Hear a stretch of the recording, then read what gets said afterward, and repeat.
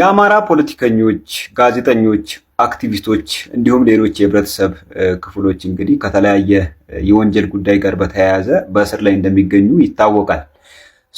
እነዚህን ሰዎች ከእስር ለመፍታት እንግዲህ የፌዴራል መንግስቱና ኢሰመኮ ድርድር እያደረጉ ነው። የኢትዮጵያ ሰብአዊ መብቶች ኮሚሽን ከመንግስት ጋር ድርድር እያደረገ ነው። መንግስት እነዚህን ሰዎች ለመፍታት ያቀረበው መደራደሪያ ነጥብ እጅግ አስገራሚ ነው። አማራ ክልል ላይ ለደረሰው እያንዳንዱ ውድመትና የሰው ልጆች ህይወት መጥፋት ሙሉ በሙሉ ኃላፊነቱን እነዚህ ሰዎች እንዲወስዱ የሚያስገድድና በዛ ሲስማሙ ብቻ ከእስር ሊፈታቸው እንደሚችል ያሳወቀበትን የመደራደሪያ ነጥቦች እንግዲህ ይፋ አድርጓል። እነዚህ ምንድናቸው?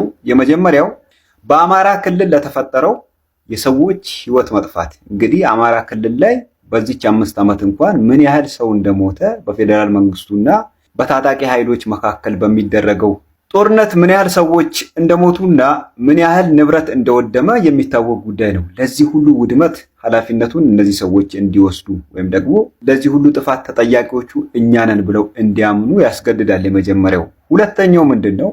ሀገሪቱ በአማራ ትውፊትና ሐሳብ ብቻ እንድትመራ የሚል ሐሳብ ማንጸባረቃቸውንና ይህም ትክክል አለመሆኑን አምነው እንዲቀበሉ የሚል መደራደሪያ ነጥብ ነው። ሶስተኛውና የመጨረሻው ምንድነው?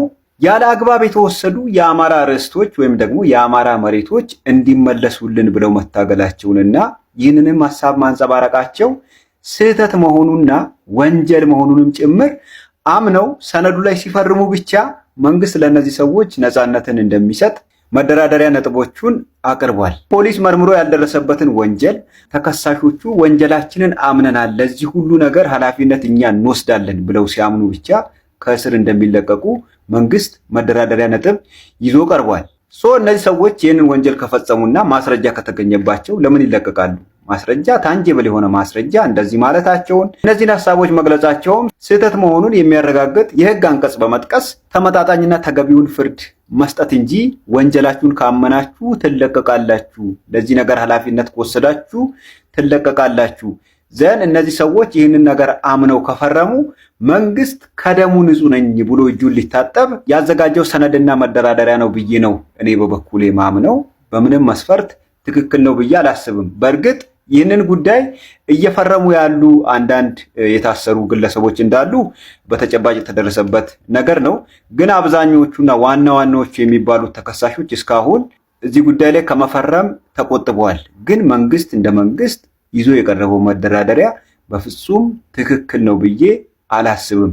ይሄ የግል አስተያየቴ ነው። ይመቻችሁ። የአማራ ልጆች በእስር ቤት ያሉ ልጆች የይቅርታ ፎርም ሙሉና አማራ ላይ ለደረሰው እልቂት፣ በአማራ ላይ ለደረሰው ፍጅት፣ ጾታዊ ትንኮሳ፣ ጥቃት፣ ግድያ ሁሉ ኃላፊነት እንወስዳለን ብላችሁ ትፈርማላችሁ። ለዚህም ተጠያቂዎች ነን ብላችሁ ይቅርታ ትጠይቃላችሁ። የአማራን ባህልና አስተሳሰብ በኢትዮጵያ ላይ ለመጫንና በኢትዮጵያ ህዝቦች ላይ ለመጫን ሰርተናል ብላችሁ ትፈርማላችሁ ብሎ ሊያስፈርማቸው ከዛ መስከረም በይቅርታና በናሽናል ዲያሎግ ስም ሊለቃቸው እንዳሰበ የዓለም አቀፉ መገናኛ ብዙሃን ቢቢሲን ጨምሮ ይዞት እየወጣ ነው። የዚህን ግፍ መጠን በመናገር ሳይሆን በመጮህ ባስረዳችሁ ደስ ይለኝ ነበር። የእነዚህን ወንድምና እህቶች ህመም ላለፉት 3 ዓመታት ታመም ያለው ከምጽናናበትና እንድቆም ከሚያደርገኝ ምክንያት አንድም ቀን እንዳልሰንፍ የሚያደርገኝ ምክንያት የነሱ በእንደዚህ አይነት መከራ ውስጥ መማቀቅ ነው። እነሱ በዚህ ትግል ውስጥ በዚህ መከራ ውስጥ እስካሉ አንድም ቀን ቢሆን አንተኛም በሚል ለራሳችንም ለህሊናችንም ለወገናችንም በገባነው ቃል መሰረት ማለት ነው። አጀንዳ ላረጋቸው አልፈልግም። በእስር ቤት ውስጥ ሆነው ጠላት ደግሞ አንደበቱን እንዳይስልባቸው ጥርሱን እንዳያሾልባቸው ስለማስብ ብዙ ጊዜ የሚደርስባቸውንም ስቃይ እንኳን አምጥቶ ለህዝብ ለመናገር በጣም ስለሚዘገንን ብዙ ጊዜ ለማቅረብ ይቸገራሉ። በምን አይነት ቁስል ውስጥ በምን አይነት ህመም ውስጥ እንዳሉ ግን ስለ አማራ ስለታሰራችሁ ክብር ይገባችኋል፣ ልትኮሩ ይገባል ብዬ አምናለሁ። እኔ አንድ ሰው ስለ አማራ የሚከፍለው መስዋዕትነት ሰው ያደርገዋል ባይ ነኝ። እኔ ማዕረግ ልስጥ ብል ማዕረግ የምሰጠው አንድ ሰው በአማራነት ለከፈለው መስዋዕትነትና በዛ መስዋዕትነት ልክ ነው ማንነቱን የምለከው። ለኔ አማራ ማለት ከአማራ እናትና አባት መወለድ እና በአማራ ክልል ተወልዶ አድጎ በአማርኛ ቋንቋ ማወቅ እና አስክሳ መውረድ ማለት አይደለም። ለኔ ለዚህ ለጋራ ጣፈንታችን የሚከፈል ዋጋ ነው አማራነት ማለት። ለኔ ባዮሎጂ አይደለም አማራነት። ለኔ አማራነት ስነ ልቦናና በአማራ ህዝብ ላይ ለሚመጣ ማንኛውም ጥቃት ራስን መስጠት ነው። ለመክፈል የማንፈቅደው ምንም ነገር የለም አማራን በተመለከተ። እኔ እርግጠኛ ሆኜ ነው ሁሌም ይሄንን እምላችሁ። በአማራነቴ ለሚመጣብኝ ክስ ዝግጁ ነኝ። በአማራነቴ ለሚመጣብኝ ጥቃት ዝግጁ ነኝ። በአማራነቴ ለሚመጣ ማንኛውም ነገር ዝግጁ ነኝ።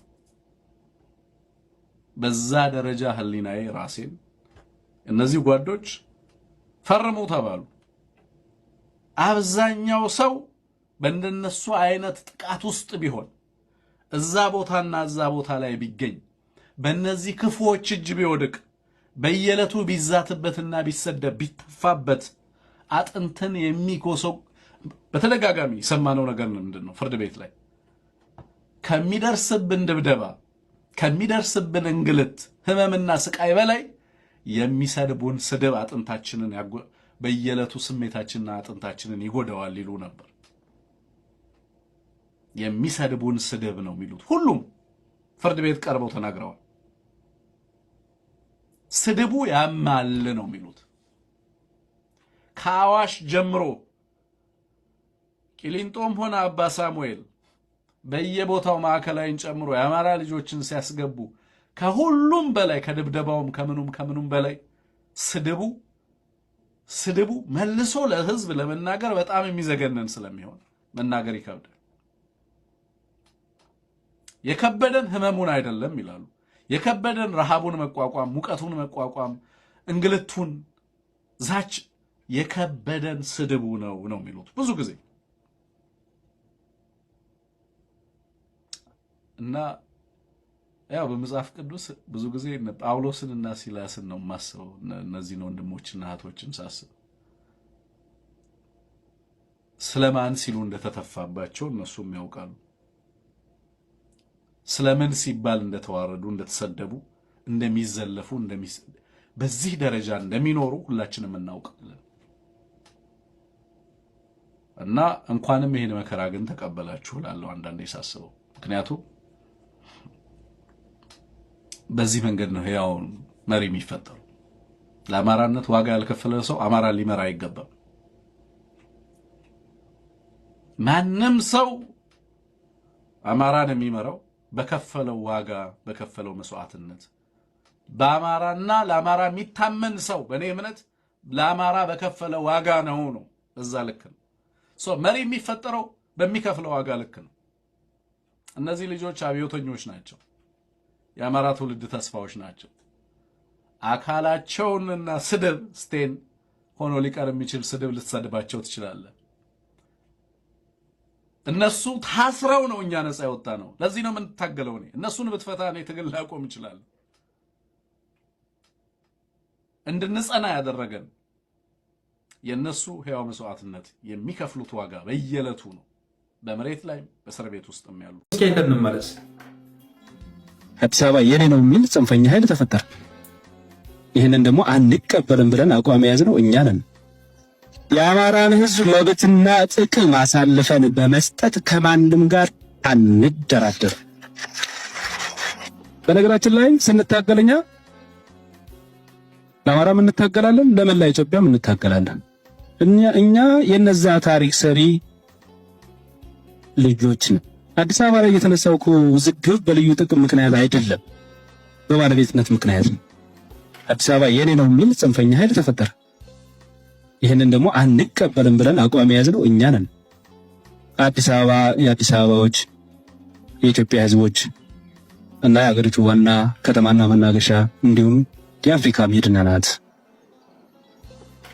በሕጉ መሰረት ኦሮሚያ ልዩ ጥቅም አለው ነው። ጀነራል አሳምነው ጽጌ እስኪ የተናገረውንም በዛው አይተን እንመለስ። አንዳንድ ጊዜ ኢትዮጵያ ውስጥ ከመኖሩ ይልቅ አማራ ክልል ውስጥ ከመኖሩ እዚህ ከመኖሩ ይልቅ ውጭ ሀገር ለኛ ቀሎ ይታያል። አሁን ዛትስ ዋይ የምንሰደደው ለዚህ ነው። ምክንያቱም በየትኛውም ዓለም አንዳንድ ጊዜ የማናስተናግዳቸው ክስተቶች እዚህ ኢትዮጵያ ውስጥ ተሰናግዳሉ። ሌላ ቦታ ስንሄድ ደግሞ እፎይ ብለን እንኖራለን። ስለዚህ እዚህ ጋር መታረም ያለበት ስህተት አለ ማለት ነው። እሱን ማረም ተገቢ ይሆናል። ምክንያቱም ማናችንም ቢሆን የሌላውን ነፃነት ለመጋፋት በሞከርን ቁጥር የዚያኑ ያክል የኛን ነፃነት ነው የምንጋፋው።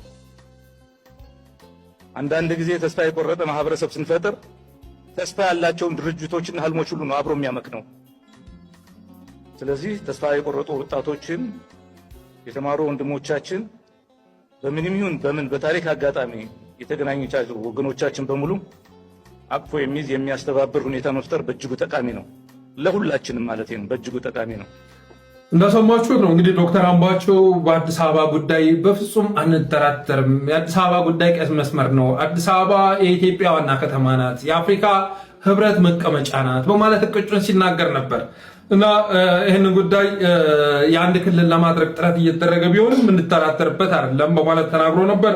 በተመሳሳይ መልኩ ጀኔራል አሳምነው ጽጌም ከትግራይ ጋር ተያይዞ ትግራዮችን ጸረ ሀገር አድርጎ መሳል ትክክል አይደለም። በኢትዮጵያ ታሪክ ውስጥ በዛ በኩል ጠላት ሲመጣ የነበረው በሰሜን በኩል ስለነበር ኢትዮጵያን ሲከላከል የነበረው ይሄ ህዝብ ነው እያለ ሲናገር ነበረ እና ኢትዮጵያን ሲጠብቅ የነበረ ህዝብ ነው። ህዝቡን አብሮ ማጠልሸት ተገቢ አይደለም እያለ እርማት ሲሰጥ ነበር። በተረፈ ግን ለአማራዎች ደግሞ ከኢትዮጵያ ይልቅ አሁን ላይ ወደ ውጭ ሀገር መሰደት ምቹ ሆኗል። በሌሎች ሀገራት ላይ የተሻለ ክብር እያገኙ ይገኛሉ። ለዚህ ምክንያቱ ደግሞ መኖር የማንችልባት ሀገር የሚፈጥር ስርዓት በመኖሩ የተነሳ ነው። ይህን ስርዓት ደግሞ መታገል ያስፈልጋል፣ በተደራጀ መልኩ መታገል ያስፈልጋል እያሉ ለአብይ አህመድ የማይጠቅም አቋም በማራመዳቸው የተነሳ 4 ልዩ ኃይሎችን 4 ኤሊት ፎርስ አሰልጥኖ አስገብቶ ጥቃት አድርሷል። በአማራ ምድር ላይ ጥቃት አድርሷል። እሱም በተመለከተ ገስግስ ቻናሞራ የሚገርም መረጃ ልኮልኛል። ራሱን አስችዬ የማቀርበው ይሆናል። ይሁንና ግን አምባቸውንም ለጀነራል አሳምነው ጽጌንም ያስበላቸው በወቅቱ ሲያደርጉት የነበረው ንግግርና ሲፈጽሙት የነበረው ተግባር እንደሆነ ይታወቃል። ይህንንም በመረዳቱ የተነሳ ነው የአማራ ህዝብ ገዳይ